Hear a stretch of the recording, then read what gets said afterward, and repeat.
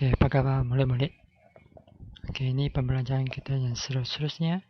Oke, untuk ASK tingkatan 3 ni, kita terus pergi tengok. Hari tu sudah kita belajar 4 teknik pemikiran computational. Oke, lepas ini kita sudah belajar fasa pembangunan atau cara. Oke, yang pertama analisis masalah. Oke, cukup besar kan ya. Oke, yang kedua fasa kedua atau reka bentuk atau cara. Yang ketiga pengekodan. Oke, yang keempat fasa pengujian dan penyahpijatan. Yang kelima ialah dokumentasi. Oke, untuk hari ini kita akan tengok setiap fasa ni macam mana menggunakan 4 teknik pemikiran computational yang sudah kita belajar dengan lebih terperinci dah. So ni contoh-contoh laporan yang kita perlu buat dalam projek tingkatan 3 nanti. Seperti yang Cikgu Farah nyatakan sebelum ni. Kita lihat contoh ni dulu. Fasa pertama, analisis masalah. Apa masalah yang besar yang kita hadapi? Yang ni kan soalan ini. Berbina atau cara. Atau cara mudah, simple program. Bagi mengira luas dan perimeter. Luas adalah formula kan. Sebuah padang. Kalau padang ialah biasanya segi 4 tepat. Tepat kan, bukan segi 4 sama. Segi 4 tepat. So, panjang darab lebar. Kalau perimeter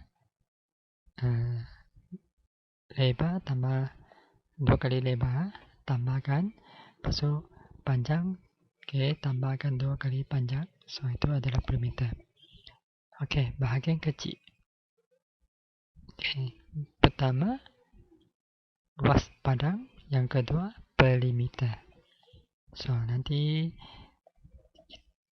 cikgu akan bersama dengan Cikgu Farah akan bincangkan satu masalah besar yang perlu anda buat.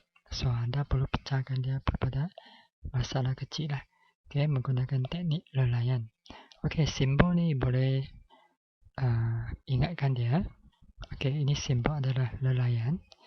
Mana tahu dalam exam ada kedua simbol ni simbol lelayan. Untuk pengecaman corak. Ini simbol dia.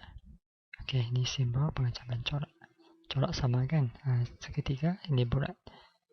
Yang kedua, fasa kedua. Fasa kedua reka bentuk. Kita ada beberapa teknik kita gunakan. Corak, peniskaran, peritrakan. 3. Kita tengok 3. Untuk yang pertama, untuk yang kedua ni, kita tengok persamaan dia. Lepas tu tengok perbezaan dia. Apa persamaan? Luas dengan perimeter. Ada persamaan tak? Kita perlukan panjang dan lebar. Dua-dua ni kita perlukan boleh ubah dia. Ataupun nilai dia. Panjang dan lebar. Perbezaan dia 1 guna darab, 1 guna tambah. Tak mahu guna formula ni. Formula kita biasanya macam mana tambah? Panjang tambah panjang, lebar tambah lebar. Boleh lah. Sama lah. Ini perbezaan dia. 1 guna darab, 1 guna tambah. Panjang tambah 2 kali, lebar tambah 2 kali. Ini adalah luas. Ini pengecaman corak. Pengecaman corak bukan hanya cari persamaan. Kita juga cari perbezaan dia. Untuk peniskaran, kita tentukan aspek yang penting. Aspek penting kita ambil, aspek yang tak penting kita buang. Untuk kiraan luas. Apa yang penting di sini? Nilai panjang dan lebar. Yang lain kita tak tinggalkan. Ini formula dia. Panjang darab lebar. Kalau perimeter, sama juga nilai panjang, lebar. So, formula matematik. Panjang tambah panjang, lebar tambah lebar. Ataupun panjang tambah lebar darab 2. Samalah. Peritrakan. Peritrakan di sini. Kita guna algoritma. Kita bangunkan algoritma kita. Oke, kita bangunkan algoritma ataupun kita dalam bentuk pseudocode. Oke, algoritma dalam bentuk pseudocode. Satu lagi dalam bentuk catatan linear. Oke, mula. Oke, masukkan pemboleh ubah panjang dan lebar. Oke, kita kira apa? Luas pandang bola, panjang dan lebar. Oke, perimeter padang bola. Oke, ini formula dia. Oke, lepas itu paparkan luas pandang bola, lepas itu perimeter padang bola. Oke, lepas itu program tamat. Oke, pengekodan. Oke, pengekodan sini kita akan gunakan Python untuk bangunkan dia. Oke, teknik pertama lelayan, kedua pengecaman colak, ketiga peniskalan. Ini formula gambar aja dia, simbol. Oke, ada lagi tak? Oke, itu saja 3. Oke, kita tengok pertama. Masalah besar. Oke, mengekodkan algoritma mengira luas perimeter. Bahagian kecil. Oke, kita perlu istiharkan pemboleh ubah dan pemalah. Lepas itu kita ada input, ada proses, ada output. Oke, pengecaman colak. Colak yang dapat dicamkan bagi setiap bahagian kecil ialah penggunaan jenis data float. Oke, panjang. Oke, dan lebar kita guna float. Oke, istiharkan pemboleh ubah. Oke, pemboleh ubah untuk menyimpan apa? Pemboleh ubah yang kita nak simpan nilai. Di sini kita perlukan ialah panjang dan lebar. Oke, input. Oke, kita perlukan panjang dan lebar input. Oke, proses. Kita ada 2 proses di sini. Ini proses dia untuk luas dan satu lagi untuk perimeter. Oke, output pun ada 2. Satu yang luas, satu lagi perimeter. Oke, ini adalah pengecaman corak. Oke, peniskalan. Oke, aspek-aspek penting. Apa aspek-aspek penting di sini? Oke, kita perlukan panjang, perlukan lebar, luas, perimeter. Oke, semua pemboleh ubah yang terlibat diisytiharkan sebagai float. Oke, sebagai float. Oke, input di sini. Oke, kod arahan message, dorongan. Oke, prop message.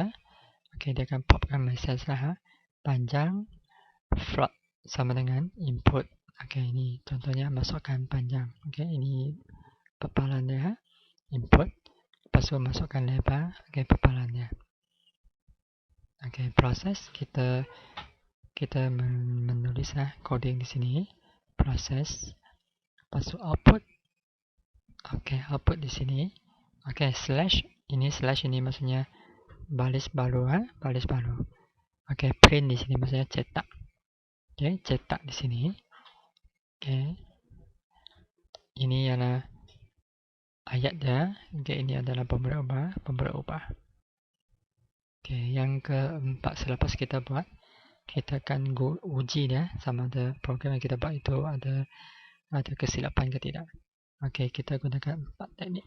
4 teknik ya. Oke, 4 teknik. Oke, teknik pertama sama juga lelayan. Oke, masalah besar juga. Kita kena pasti bagi lalat pada keseluruhan program. Oke, bahagian kecil kita uji satu persatu lah. Oke, kita uji. Cek dulu kita punya pemboleh ubah. Nama kita pemboleh ubah betul tidak float. Atau tak kita letak string ke apa.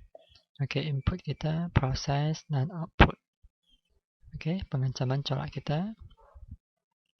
Oke, apa yang itu sudah kita isytiharkan. Oke, kita tengok message yang keluar. Ada ke tidak? Oke, message keluar. Lepas itu kita tengok apa message untuk syntax. Apa message pula untuk masalah lain. Oke, kalau logic ada tak message keluar? Oke, masih ingatkan ini yang sudah kita belajar. Oke, kalau logic tiada message. Yang ini dua-dua ada. Oke, kita tengok teknik peniskalan. Oke, apa yang penting di sini? Oke, jenis data kita tentukan tu. Oke, penting jangan letak salah lah. Jangan isytiharkan salah. Oke, kesesuaian nama. Oke, nama kita kalau panjang kita guna nama yang sesuai lah, panjang lah. Ataupun kalau tak mau kita boleh guna P. Oke, nama dieja dengan betul. Oke, diberikan nilai permulaan. Oke, permulaan. Oke, kita tengok coding nanti kita baru tahu apa maksud permulaan di sini. Oke, uji code. Oke, pastikan pemberi upah panjang. Menyimpan data dimasukkan oleh pengguna. Oke, lepas formula kita gunakan betul. Kalau plus kita gunakan panjang dan lebar. Kalau kita perimeter panjang dalam lebar, lepas itu dalam lagi 2 ataupun panjang tambah lebar pun boleh lah. Oke, output kita nak betul ke tidak. Oke, format output adakah kita nak format output kita ada macam ni ya. Oke, kita nak print luas padang. Oke, luas padang bola. Oke, adakah ayat ni betul? Cek semua ni perimeter, jangan terbalik ada ayat ni. Oke, lepas itu instruksikan hasil senarai semak yang tepat digunakan semasa menguji dan menyapijatan sebuah atau cara. Oke, I have sekali dokumentasi. Oke, dokumentasi kita gunakan beberapa teknik 1, 2, 3, 4 juga. Oke, samalah sini masalah besar ya lah. Kita sediakan dokumen besar lah. Oke, sebenarnya dia ada bahagian kecil dah lah. Dokumen dalaman.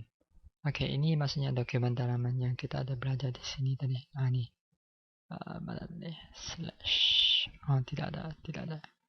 Bukan. Ini bukan. Slash ini itu bukan. Itu adalah baris baru. Nanti kita, ada double slash yang warna hijau tu. Oke, itu dokumentasi dalaman. Oke, luaran, dokumen pustaka dan panduan pengguna. Macam mana kita nak bangunkan satu hard panduan, hard copy panduan untuk pengguna guna sistem kita. Oke, dokumen dalaman ini nanti kita akan tengok nanti ataupun kita panggil sebagai comment. Comment. Oke, luar ataupun pustaka maklumat teknikal tentang atau cara untuk rujukan untuk penambahbaikan penyelenggaraan. Oke, kalau